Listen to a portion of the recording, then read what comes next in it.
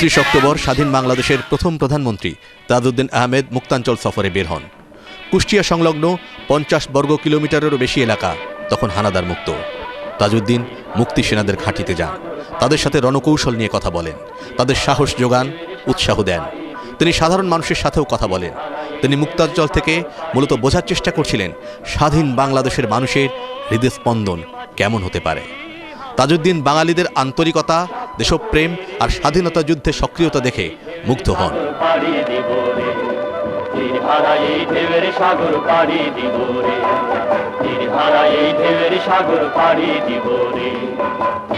রংপুরের পাটগ্রামে মুক্তাঞ্চলে তাকে ব্যাপক সম্বর্ধনা দেয়া হয়। তিনি সেখানে স্বাধীন বাংলাদেশের একটি পুলিশ স্টেশন উদ্বোধন করেন, ডাক বিভাগের প্রতিষ্ঠার স্মারক হিসাবে অবমুক্ত করেন বঙ্গবন্ধুর প্রতিকৃতিযুক্ত ডাকটিকে। জীবন কাটে যুদ্ধ করে, প্রাণের মায়া সাঙ্গ করে, জীবনের স্বাদ নাহি পায়। ঘরবাড়ির ঠিকানা নাই, দিন রাত্রি জানা নাই, চলার সীমানা সঠিক না। জানি শুধু চলতে হবে, ভেতরি বাইতে হবে, আমি যে সাগর মাঝি রে। কোন কোন জায়গার পর ব্যাংকার আছে?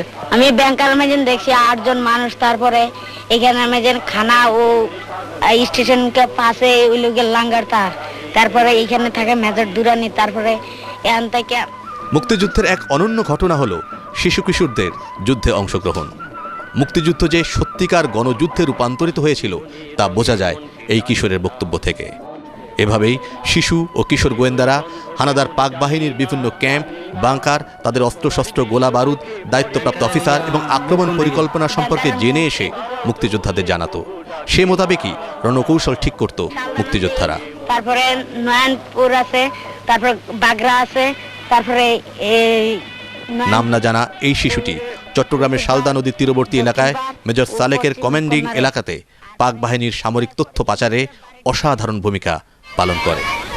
We are fighting a war of attrition in that we kill in self-defense as long as they are going to come and fight with us. Major Salek যে অঞ্চলে যুদ্ধ করছিলেন সে অংশের মূল নেতৃত্বে ছিলেন মুক্তিযুদ্ধের 3টি ফোর্সের অন্যতম কে ফোর্সের প্রধান মেজর খালেদ মোশাররফ। অমিত সাহসী, বলিষ্ঠ, দেশপ্রেমে উজ্জীবিত অসাধারণ এই যোদ্ধা সেদিন বর্ণনা করছিলেন তার রণকৌশল।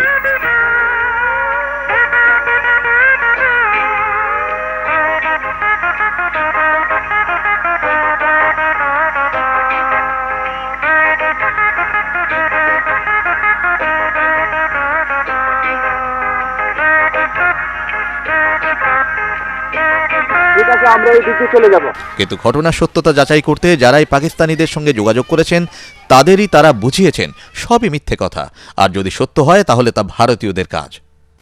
Very well disciplined army. We are proud of this fact. I deny this accusation of atrocity. Pakistan Army.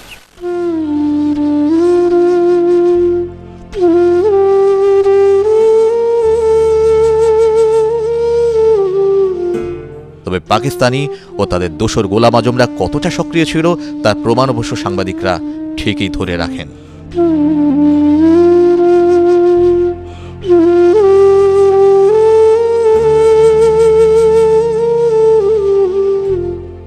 গোলাম আজমদের সাহায্য নিয়ে আল বদররা বাংলাদেশে কি তাণ্ডব চালায় তার বর্ণনাই সেদিন দিচ্ছিলেন যশোর রোড ধরে আসা এই বৃদ্ধ।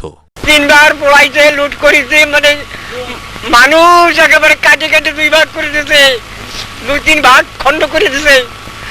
কচুরির মধ্যে, টগরের মধ্যে মাথা জাগাইয়া, নাক জাগাইয়া 3 দিন 4 দিন পর্যন্ত থাকতে হয়েছে। মেয়ে দিনে কত কত ছোট ছোট বাচ্চা কচুরির তলে ধুয়ে আসতে হয়েছে, তা আমরা আনতে পারি নেই বাবা, আর ক্ষমতা নেই। Perhaps due to the monsoon, it was their declared aim actually that they would increase it during monsoon. And I think they have done so a little more. But they find that পাকিস্তানের president Yahya Khan রাজাকার বাহিনীকে বাহাবা দিয়ে বলেন, দেশপ্রেমিকরা এখন সক্রিয়। তাদের মধ্য থেকেই রাতারাতি গঠন করা হয় রাজাকার, আল বদর ও আল শামস বাহিনী। hard at being ruled by these guerrillas, army reaches there. Well, army can't reach everywhere. So what is happening really is that the people themselves are now organizing village defense.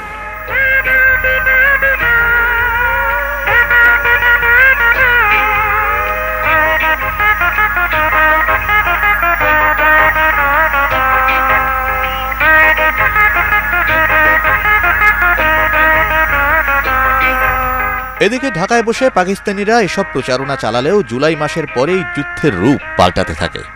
ভারতের সে সময়ের প্রধানমন্ত্রী ইন্দিরা গান্ধী বাংলাদেশের শরণার্থীদের শিবির ঘুরে সর্বহারা মানুষের পাশে থাকার যে আশ্বাস দেন তা তিনি জানিয়ে দেন সারা বিশ্বকে। অন্যদিকে মুক্তিসেনারাও সুসংগঠিত হয়ে সীমান্ত এলাকা থেকে ধীরে ধীরে অগ্রসর হতে থাকে বাংলাদেশের মূল ভূখণ্ডে।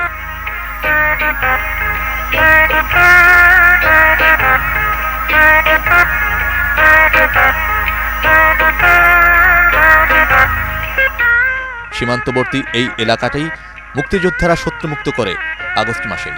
এখানে রৌমারী থানার পুলিশ ক্যাম্প দখল করে সেখানে স্থাপন করা হয় মুক্তিযোদ্ধাদের ট্রেনিং ক্যাম্প। এ সময় বর্ষার মৌসুম চলে আসায় পাকিস্তানিরা পড়ে আরও বেকায়দায়। শুধু তাই নয়, ঢাকায় মুক্তিসেনাদের চোরাগুপ্তা হামলায় তখন দিশেহারা পাক সরকার। পাকিস্তানিদের মিথ্যা প্রচারের প্রতিবাদে তথ্য অধিদপ্তর উড়িয়ে দেয় দুর্দান্ত বাঙালি গেরিলা দল। I got that after that. I found the governor in the bunker, in the guard, trembling like a leaf and saying, if I go to resign, should I resign? Will my wife be killed by the Indian army? Can I get us into Continental Hotel? As we were standing in the bunker.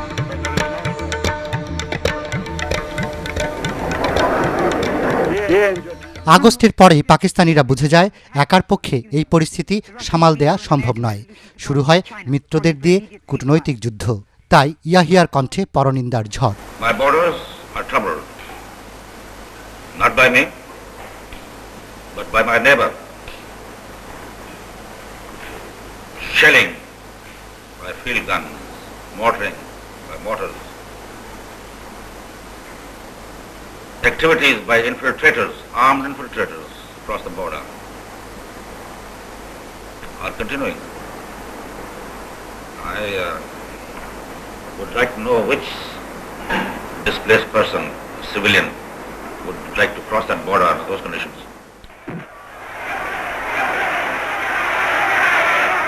বন্ধু পাকিস্তানকে আশ্বস্ত করতে 60 ও 70 দশকে বিশ্বসেরা কুখ্যাত কূটনীতিক Henry Kissinger ভারতে আসলেও বুঝতে পারেন অবস্থা বেগতিক।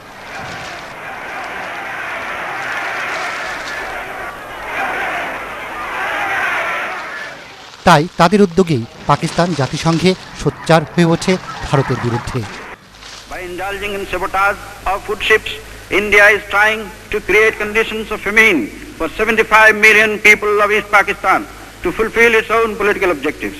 If the international community is genuinely concerned about possible food shortage in East Pakistan, it has an obligation to prevent India from indulging in activities which, if unchecked, cannot but endanger the sustenance of the people of East Pakistan. Now you know what the position is.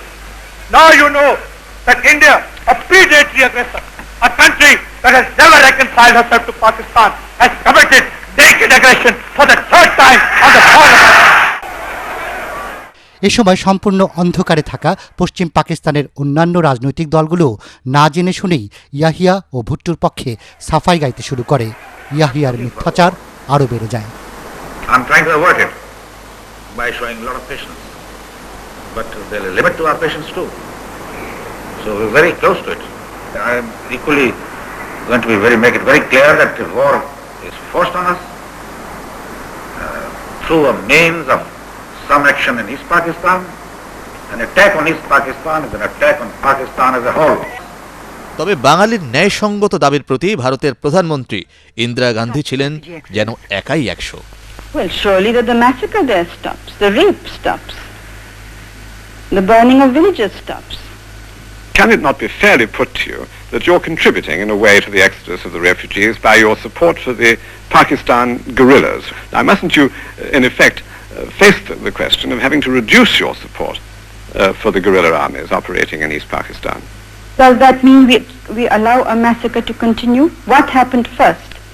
How many people were killed according to your correspondence of British newspapers, of American newspapers, of French newspapers, Canadian newspapers, Arabian newspapers? The massacre began long before there was a single guerrilla. But as a contribution to quietening the situation, as I say. No, what does quietening mean? Does it mean that we support the genocide? And do you think it can be stopped? Do you think people are going to sit aside and watch their women raped in front of them? And say that, no, we are going to quieten the situation? That's not quietness. That is the worst possible type of war, is the worst possible type of violence. But how then, without something done to control the guerrilla activity in return for greater discipline by the Pakistan army, can you secure these first steps? When Hitler was on the rampage, why didn't you say, let's keep quiet and let's have peace in Germany and let the Jews die, or let Belgium die, let France die? Would you say that was quiet? But how do you propose to bring about these first steps to control the exodus? It's not for us to. This would never have happened if the world community had woken up to the fact when we first drew their attention to it. তর্কযুদ্ধে জয়ী হয়ে বসে থাকেননি Indira Gandhi.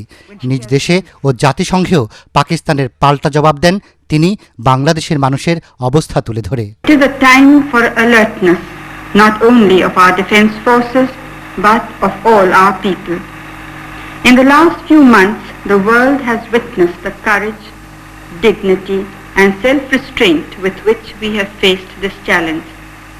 I am sure that you will meet all future dangers in the same spirit.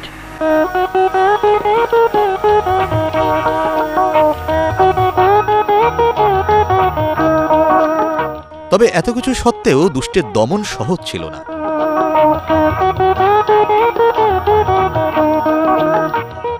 বাঙালি যোদ্ধারা চূড়ান্ত প্রস্তুতি নিলেও পাকিস্তান ভিন্ন পন্থা বেছে নেয়।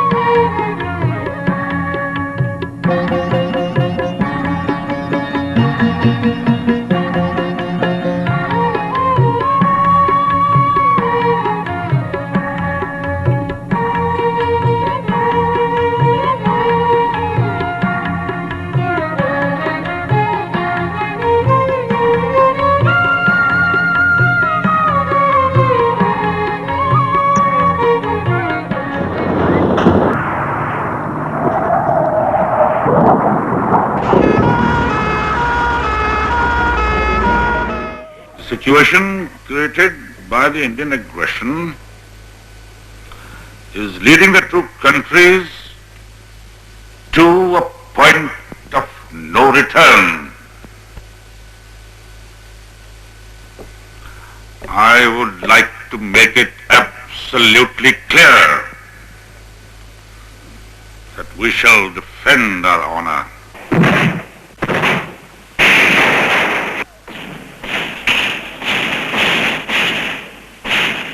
নভেম্বরের শুরুতে সবকিছু ভারতীয়দের কারসাজি বলে প্রচারণা চালালেও পাকিস্তানিরাই ভারতে আক্রমণ শুরু করে।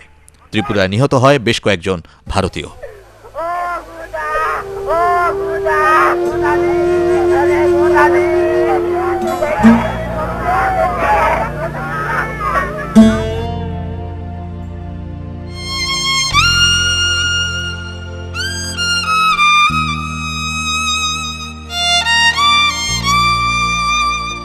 তবে এর কারণ যে প্রতিহিংসা তা বোঝা যাচ্ছিল।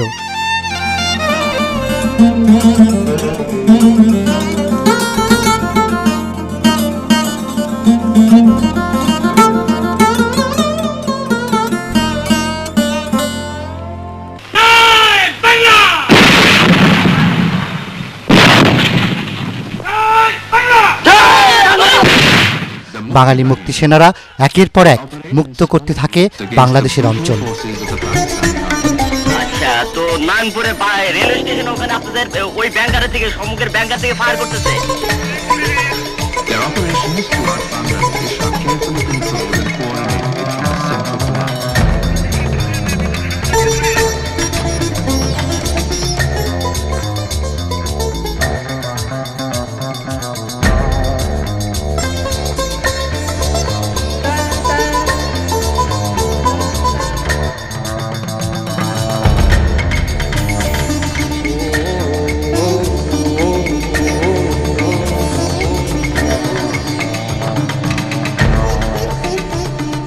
This is the place.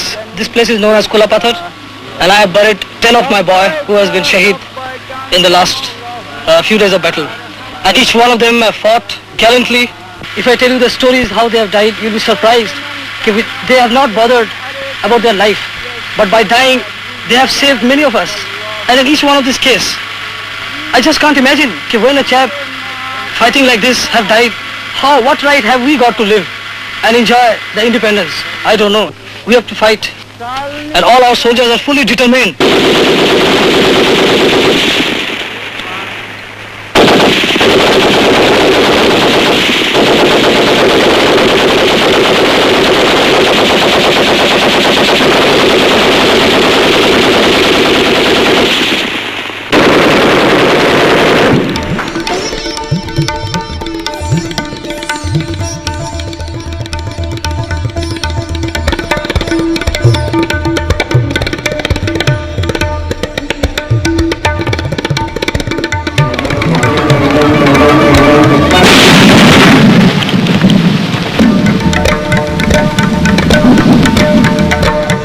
My name is Major Salik, and I have been given the charge of this subsector.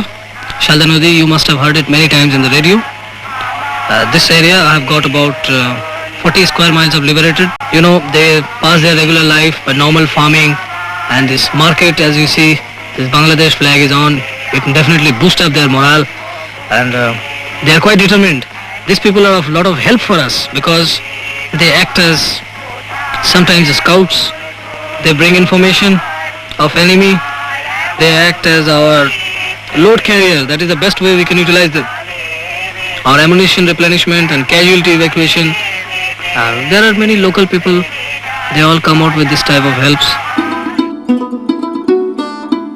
ভারতের প্রধানমন্ত্রী ইন্দিরা গান্ধী যুক্তরাষ্ট্র ও বিশেষ করে পশ্চিম ইউরোপের রাষ্ট্রপ্রধানদের সাথে দেখা করতে বেরিয়ে পড়েন তার ঐতিহাসিক বিশ্ব সফরে।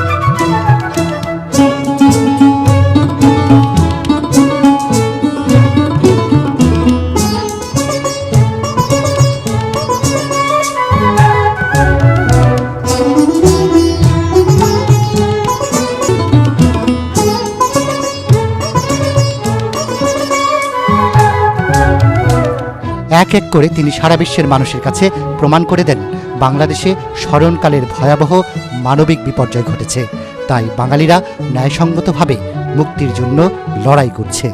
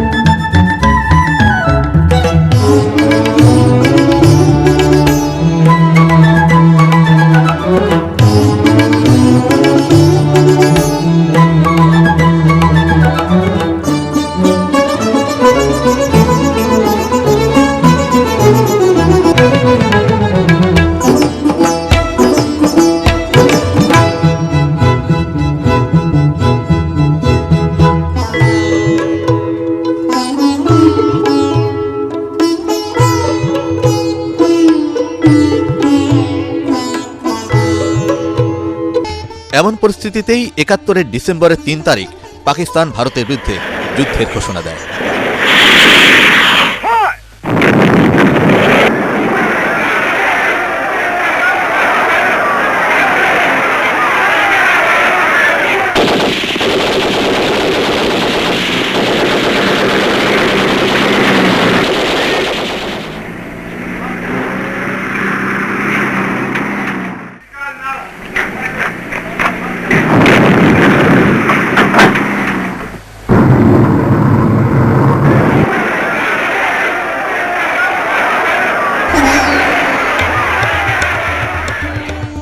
পাকিস্তানের আক্রমণেরও জবাব দেয় ভারত খুব দ্রুতই পূর্ব ও পশ্চিম সীমান্তে।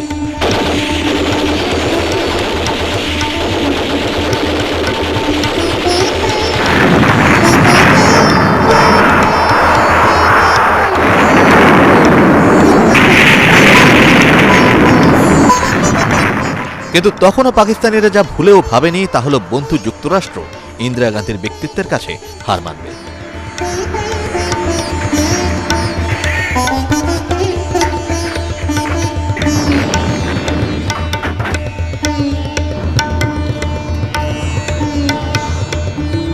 হয়তো কূটনৈতিক বিজয়ের আশায় এই যুদ্ধ তারা শুরু করেছিল। তার প্রমাণও মেলে পরাজয়ের মাত্র কয়েকদিন আগে পাকিস্তানের পূর্বাঞ্চলের প্রধান নিয়াজির কণ্ঠে। I am proud of my troops, their discipline, their bravery, their tradition, and I am sure we will be able to maintain the traditions of our forefathers, which have never lost a battle.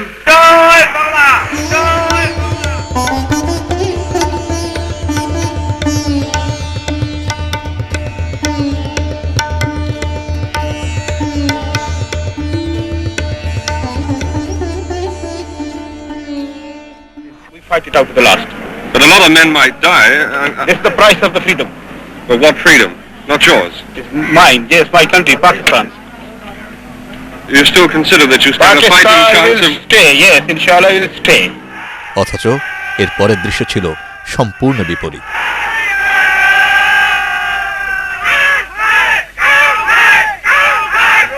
You will find the tanks on the road, pointing the guns towards Kulla. Don't attack the tanks. After the tanks, 2,000 yards to 3,000 yards, you will find on the port and starboard side enemy concentration.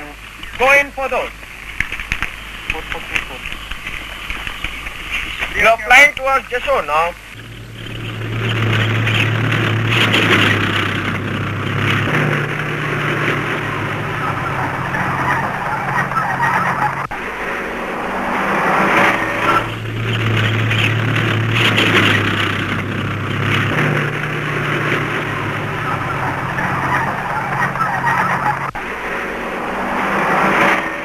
লজ্জা ভুলে জাতিসংঘে পাকিস্তানের পক্ষে চীন ও যুক্তরাষ্ট্রের যুদ্ধবিরতির আবেদনও veto দেয় Russia. এ সময় নির্বাচিত সরকারের কাছে ক্ষমতা ফিরিয়ে দেওয়া বা বাংলাদেশকে মেনে নিতে ভারতের আহ্বান আরও যুক্তিসঙ্গত বলে প্রতীয়মান হতে থাকে। This one-sided and partisan attitude of the distinguished representative of United States of America has shocked and surprised us. The US is entitled to its own opinions and interpretations. So are we. But facts are facts and must be stated.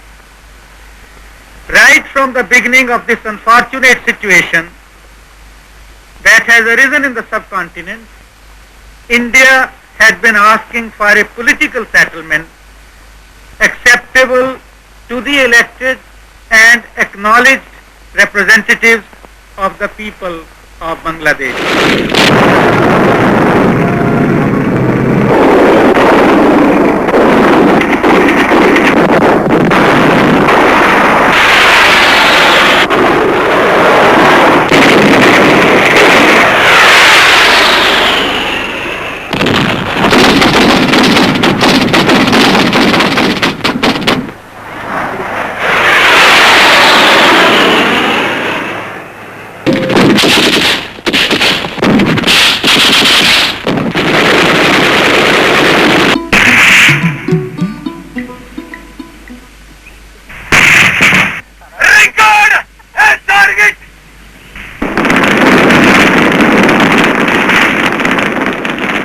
এদিকে লড়াই তখন ছড়িয়ে পড়েছে পাকিস্তানের পশ্চিম সীমান্তে। ভারতীয় সৈন্যরা একই সাথে আরব সাগর থেকে করাচি বন্দর, পশ্চিম ও পূর্ব সীমান্তে আক্রমণ করে মাত্র 4-5 দিনেই নাজেহাল করে ফেলে পাকিস্তানিদের।